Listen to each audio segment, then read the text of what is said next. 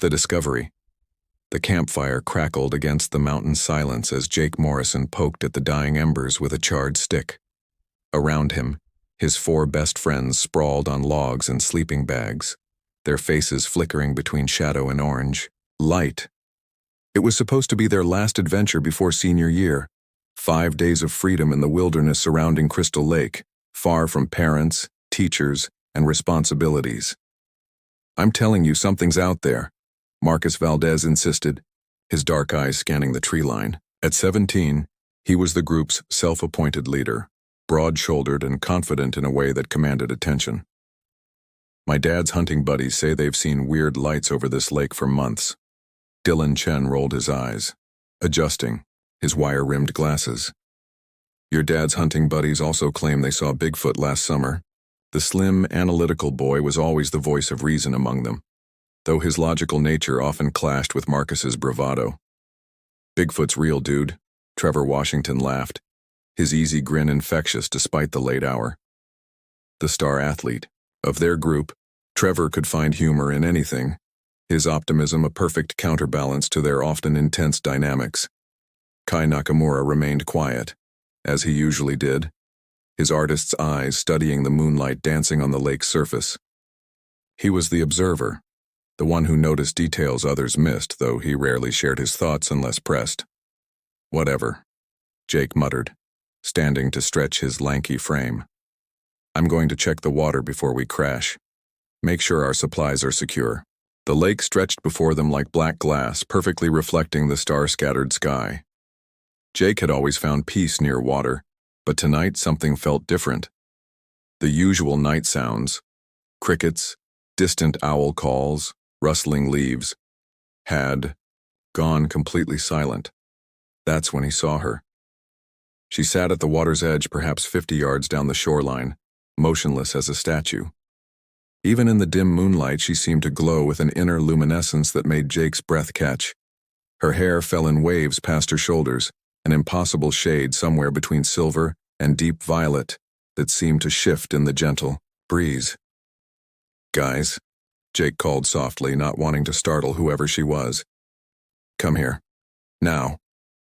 The others joined him, their earlier conversation forgotten as they stared at the figure by the lake. She wore what appeared to be a swimsuit that caught and reflected moonlight like water itself, the fabric seeming to move with its own current. "Is she okay?" Trevor whispered, his protective instincts kicking in immediately. "She looks hurt," Marcus decided, already moving forward. "Lost, maybe. We should help her." Dylan grabbed his arm. "We should call for help first. This feels wrong." But Marcus shook him off, his stride confident as he approached the mysterious girl. The others followed reluctantly, drawn by curiosity, and concern despite their better judgment. As they drew closer, Jake noticed more details that made his skin prickle with unease. Her skin held that same subtle luminescence as her hair, creating an ethereal aura that seemed almost otherworldly. She appeared to be around their age, but there was something ageless about her stillness, something that suggested depths they couldn't fathom. "Miss?" Marcus called gently. "Are you all right? Are you hurt?" She turned toward them slowly, and Jake felt his heart stop. Her eyes were the color of deep ocean water, vast and knowing, holding intelligence that seemed far older than her apparent years. She looked at each of them in turn, as if cataloging their faces, their intentions, their very souls. But she didn't speak. "She's freezing," Trevor observed, though Jake noticed he made no move to offer his jacket. Something about her presence held them all at a distance, despite their desire to help. "The old hunting lodge." Kai spoke for the first time, his voice barely above a whisper. "It's only a mile through the trees. We could take her there, get her warm, figure out what happened." As if understanding their conversation, the girl rose, gracefully to her feet. The movement was fluid, inhuman in its perfection, like watching water take shape. She stood waiting, those oceanic eyes fixed on Marcus, as if recognizing him as their leader. "Come on," Marcus said, his voice rougher than usual. "We'll take care of you." As they began walking toward the tree line, Jake glanced back at the lake. The water, which had been perfectly still moments before, now rippled in perfect concentric circles where the girl had been sitting. There was no wind. Behind them, every electronic device in their camp, phones, GPS units, portable radio, went completely dead. The captivity. The abandoned hunting lodge squatted among the pines like a forgotten secret, its weathered logs and broken shutters telling stories of better days. Marcus pushed open the heavy wooden door, the hinges groaning in protest as moonlight spilled across dusty floorboards and cobweb-draped furniture. "It's not much, but it's shelter," he said, stepping aside to let the mysterious girl enter first. She moved with that same fluid grace, her luminescent skin casting subtle shadows on the walls as she surveyed their temporary sanctuary. Trevor busied himself lighting an old kerosene lantern he'd found on the mantelpiece, while Dylan swept debris from a moth-eaten couch near the stone fireplace. Kai stood in the doorway, his artistic sensibilities troubled by something he couldn't quite articulate about their situation. "We should really try to contact someone," Dylan insisted, pulling out his phone for the third time. The screen remained black, completely unresponsive. "This is insane. It was working fine an hour ago." "Maybe the altitude?" Trevor suggested, though his usual confidence wavered. His own phone had died the moment they'd approached the girl by the lake, along with his fitness tracker and portable speaker. Marcus dismissed their concerns with a wave. "We'll deal with that tomorrow.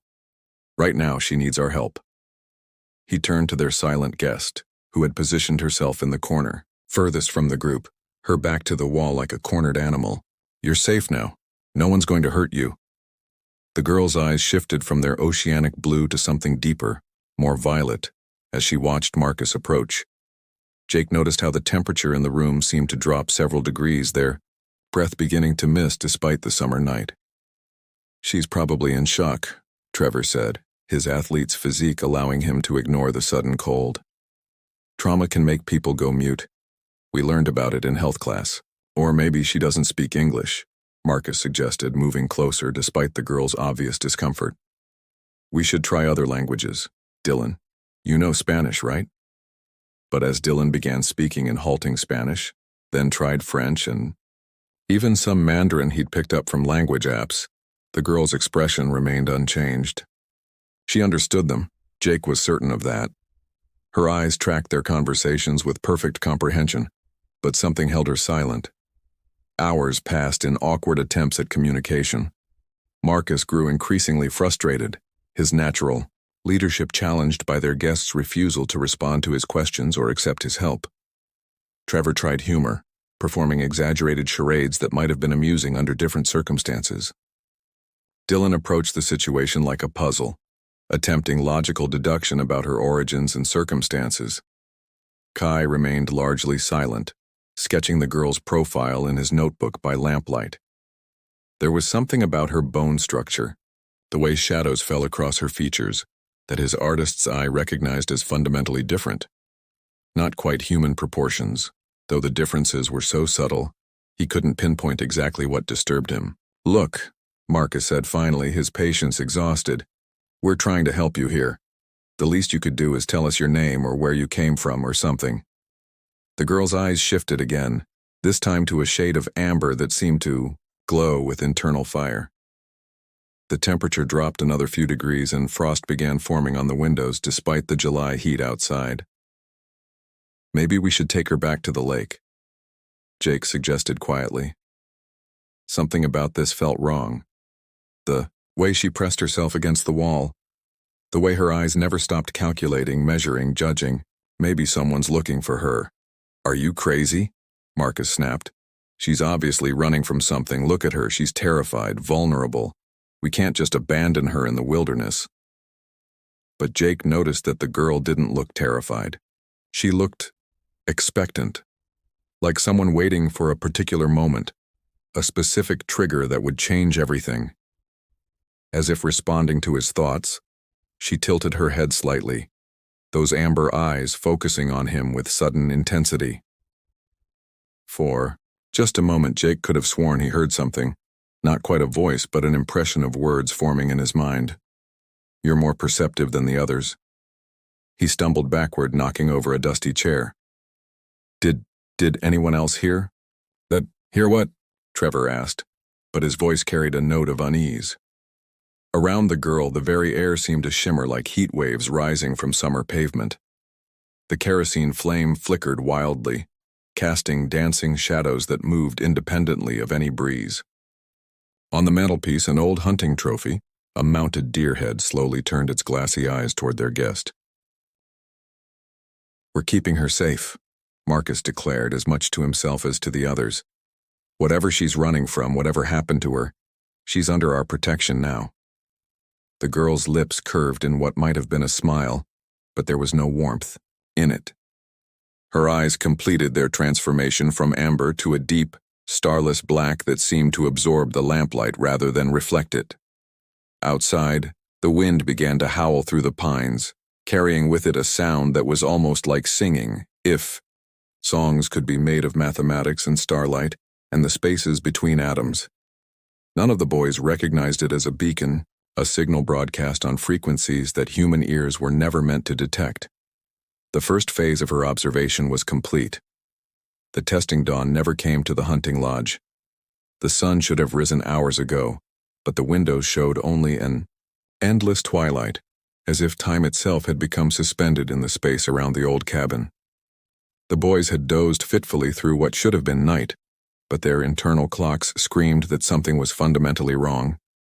Jake woke to find frost covering every surface inside the lodge, despite the sealed windows and dying warmth from the fireplace. His breath came out in white puffs as he sat up, immediately searching for their mysterious guest. She remained in her corner, exactly as she'd been when he'd fallen asleep, but now her skin held a more pronounced luminescence, like moonlight, captured in human form. "This is getting ridiculous," Dylan muttered, checking his watch for the 100th time. The digital display showed impossible numbers, times that couldn't exist, dates that hadn't happened yet. "Nothing makes sense anymore," Marcus stretched, his usual morning confidence dampened by the unnatural cold and the growing wrongness of their situation. "She's obviously more traumatized than we thought. We need to do something to help her remember who she is, where she came from." The girl's head turned at his words, those black eyes focusing on him with predatory intensity. Jake noticed how perfectly still she sat. No fidgeting, no unconscious movements, no need to shift position like any normal person would, after sitting motionless for hours. "Look at this," Kai whispered, holding up his sketchbook. The drawings he'd made the night before had changed. Where he'd sketched the girl's face, the pencil lines had rearranged themselves into symbols, geometric patterns that hurt to look at, directly mathematical concepts that his high school mind couldn't begin to process. Trevor laughed nervously, the sound sharp in the crystalline air. "That's impossible, man. Pencil marks don't just move." But as they watched, more symbols appeared across the pages, flowing like living text across paper that should have been static.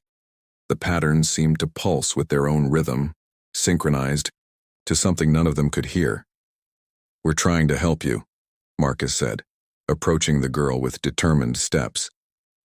His breath clouded heavily as he drew closer to her corner, the temperature dropping further with his proximity. "But you have to meet us halfway. You have to trust us." For the first time since they'd found her, the girl moved. She rose with that same impossible grace, her bare feet making no sound on the wooden floor. As she stood, every piece of metal in the room, nails in the walls, the iron fireplace tools, Trevor's belt buckle, began to vibrate with a low harmonic hum. "Please," Marcus continued, reaching out toward her. "Just tell us your name. Tell us what happened to you." Her eyes shifted from black to a brilliant silver that seemed to contain tiny stars. When she opened her mouth, no sound emerged, but Jake felt something pressing against his thoughts. Not quite words, but concepts, emotions, impressions of vast distances and cold space and purposes beyond human comprehension. Dylan stumbled backward, clutching his head. "Something's in my mind. I can feel, she's not, this isn't right." "You're scaring her," Marcus snapped, but his own voice carried a tremor of uncertainty. The girl continued to watch him with those stellar eyes, and now her skin began to emit a stronger glow, casting everyone's shadow in multiple directions. Trevor tried to lighten the mood with forced cheerfulness. "Hey, maybe she's just really shy. Come on, we're not that scary, are we?" He stepped closer, his athlete's confidence masking growing fear. "We just want to be friends." The moment he moved within arm's reach, the girl's head tilted at an angle that was just slightly too far to be human. Her lips parted, and this time sound emerged, but not from her throat.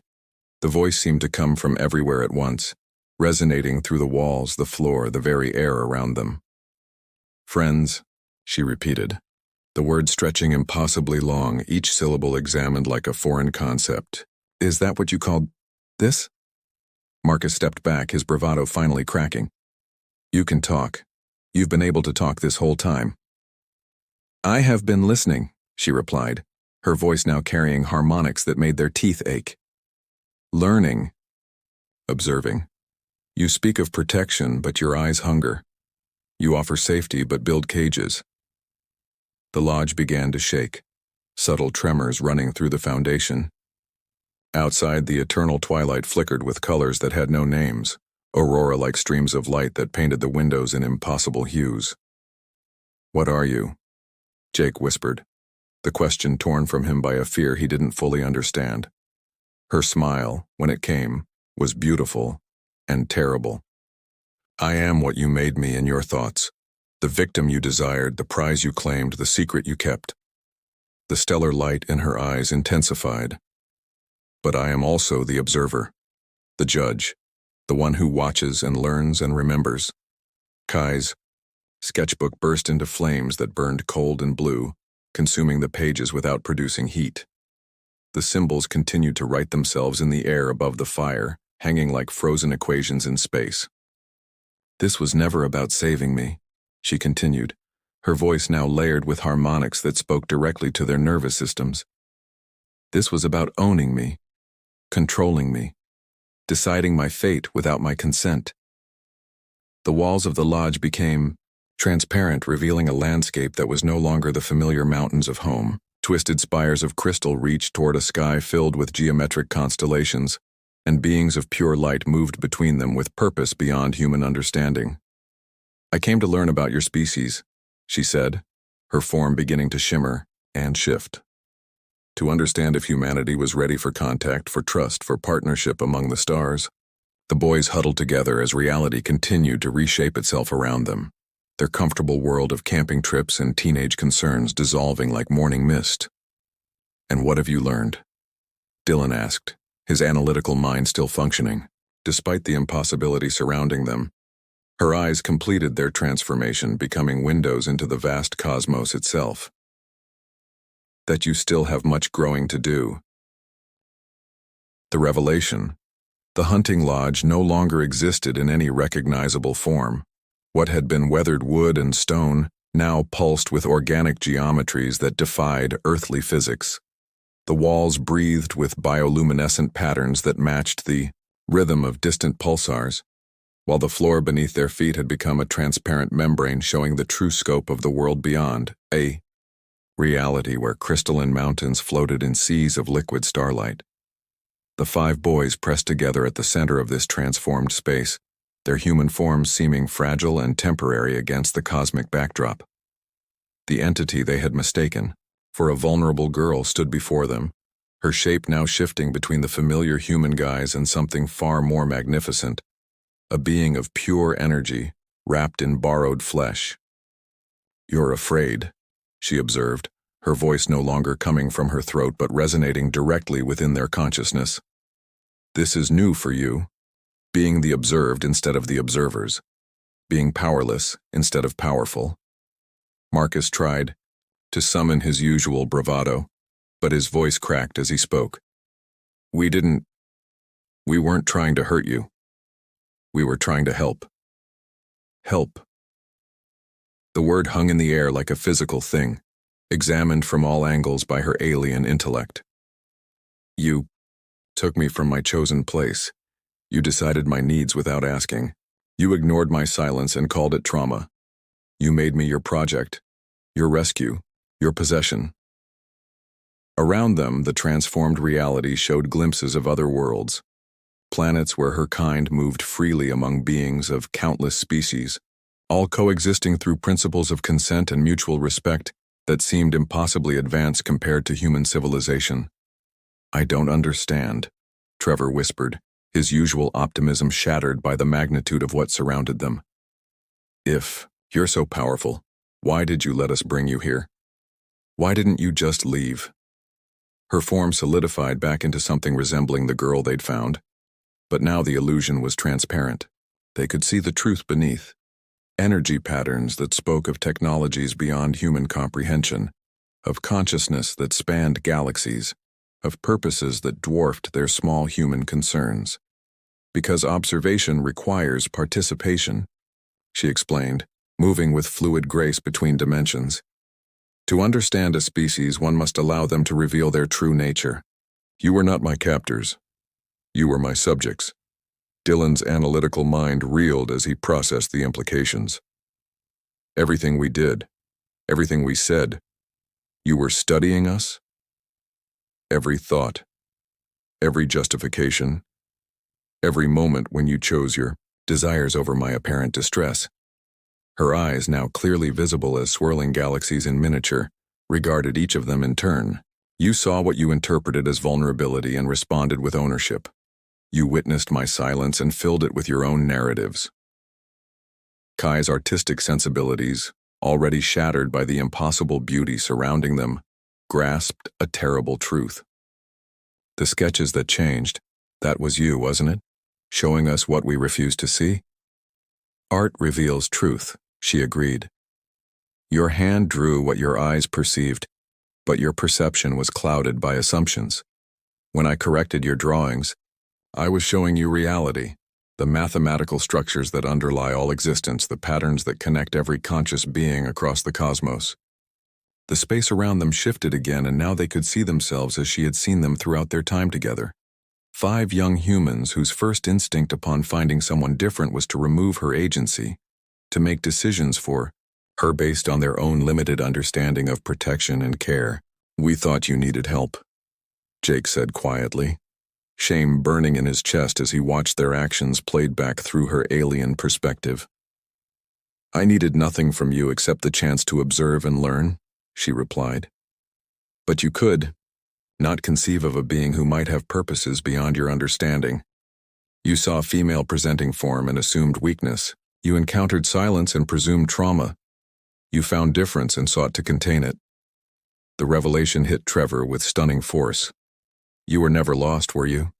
You were exactly where you chose to be." "I chose the lake for its isolation and beauty. I chose the form that would most clearly reveal your species' instincts.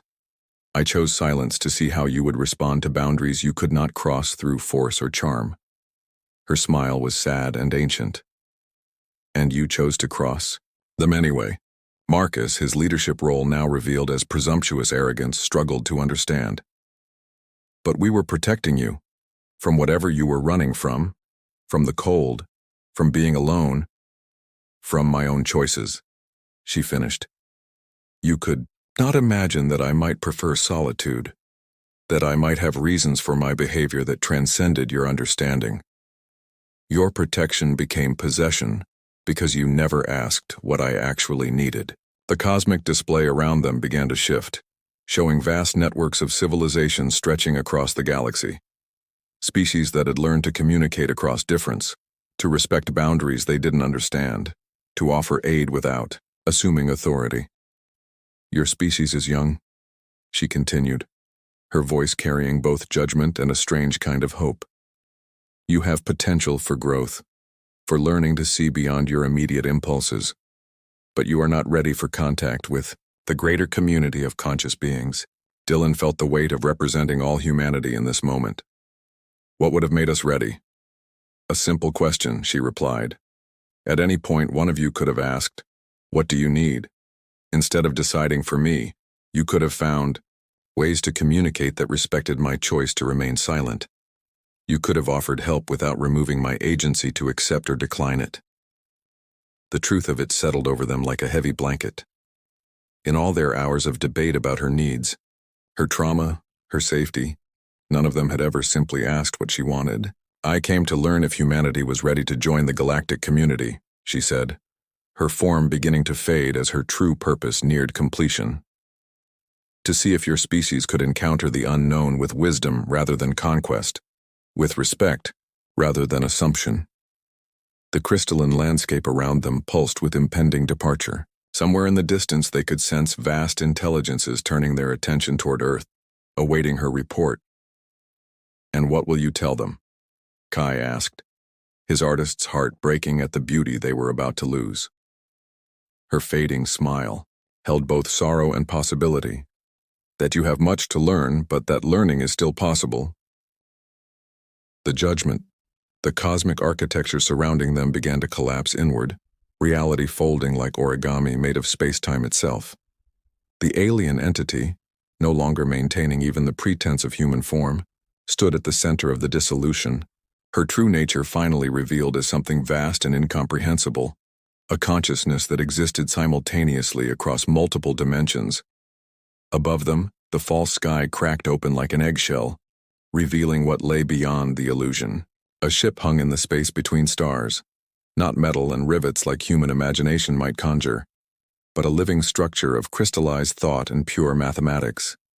It pulsed with the same bioluminescent patterns they'd seen throughout their ordeal, a heartbeat that resonated across the fabric of existence itself. "The testing phase is complete," she announced, her voice now coming from everywhere and nowhere, harmonizing with frequencies that existed beyond human hearing. "The data has been collected. The evaluation concludes." The 5 boys stood frozen in the shrinking pocket of transformed reality, their teenage world of camping trips and summer adventures feeling impossibly distant. They were no longer the confident young men who had discovered a mysterious girl by a lake. They were specimens under a microscope, representatives of their entire species facing cosmic judgment. "Please," Marcus whispered, his leadership stripped away to reveal the frightened boy beneath. "We didn't know. If we had understood what you were, we would have acted differently." Her response carried the weight of galaxies. "But that is precisely the problem. You acted based on what you assumed I was, not on what I chose to reveal about myself. You made decisions for a being you encountered, based on categories your minds created without consent or consultation." Around them, the ship's presence grew stronger, and they could sense other intelligences within it. Ancient minds that had watched civilizations rise and fall across eons of cosmic time. The boys felt their collective gaze like a physical weight, entire species silently observing this moment of reckoning. Dylan's analytical nature compelled him to ask the question that terrified him most. "What happens to humanity now? What will you recommend to them?" The entity's form began to ascend, drawn upward by forces beyond their comprehension. As she rose, her response echoed through dimensions they couldn't perceive. "Your species shows the classic patterns of developmental adolescence. You possess intelligence, creativity, the capacity for growth, but also the dangerous tendency to assume authority over what you do not understand." Trevor, his athletic confidence reduced to trembling vulnerability, called out, "But we can change, we can learn. Please give us another chance." "Change is indeed possible," she agreed, her voice growing more distant as the ship's pull intensified. "But change must come from within, from genuine recognition of your limitations, not from fear of consequences." The hunting lodge reformed around them briefly, a moment of familiar reality before the final revelation. But now they could see it as she had seen it, a cage built from good intentions, a prison constructed from assumptions and justified by paternalistic concern. "I will tell the council of my observations," she continued, her form now barely visible as streams of light connecting her to her vessel, "that humanity demonstrates both the potential for wisdom and the persistence of conquest mentality. That you are capable of recognizing other consciousness, but struggle to respect its autonomy." Kai, tears streaming down his face as he witnessed beauty beyond his ability to capture or comprehend, asked, Will you ever come back? Will your people ever try to contact us again? Her pause felt eternal, filled with the weight of cosmic deliberation. When your species learns to encounter the unknown with questions instead of assumptions, when you can offer help without demanding control, when you can see difference without seeking to contain it, then perhaps we will meet again as equals, rather than observer and observed. The ship began to move, reality bending around its passage through dimensions humans had no names for. As it departed, the entity delivered her final judgment, her words burning themselves into their memories with the permanence of universal law. You called me lost, but I was exactly where I chose to be. You called me vulnerable, but I was never in danger from anything except your need to make me into something I was not. You called me silent, but I was speaking in every moment through boundaries you chose not to respect. The cosmic display collapsed entirely now, leaving only the pre-dawn darkness of an ordinary forest. The boys found themselves standing beside Crystal Lake, their camping gear scattered around a cold fire pit, as if the entire experience had been a shared hallucination. But the evidence remained. Their electronics were still dead, frost covered their gear despite the summer warmth, and in Kai's sketchbook the impossible symbols continued to shift and change, writing themselves in languages that wouldn't be discovered for centuries. Did that really happen? Jake whispered, staring at the lake where they'd first encountered her. Above them, a new star blazed briefly in the pre-dawn sky before fading to nothing. A ship departing for regions of space where beings had learned to treat each encounter as an opportunity for mutual respect rather than unilateral decision-making. Marcus sank to his knees beside the dying fire, the weight of representation crushing down on him. They had been humanity's ambassadors in this first contact, and they had failed the test so completely that an entire civilization now knew exactly what humans did when faced with difference. They assumed authority, ignored consent, and justified control through claims of protection. The judgment was complete. Humanity would remain alone among the stars until it learned the simple lesson they had been too immature to grasp: that true strength lies not in the power to help, but in the wisdom to ask if help is wanted. In the growing light of dawn, real dawn finally, 5 boys began the long journey home, carrying with them the knowledge that they had encountered the infinite and proven themselves unworthy of it. The universe would be watching, waiting to see if humanity could grow beyond the adolescent need to make everything they encountered conform to their expectations. The test was over.